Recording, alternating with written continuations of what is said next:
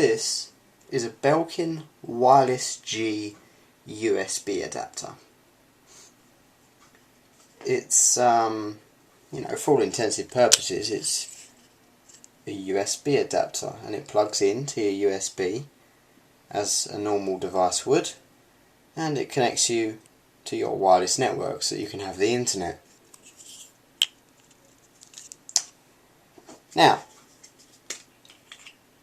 this is another Belkin Wireless G USB adapter.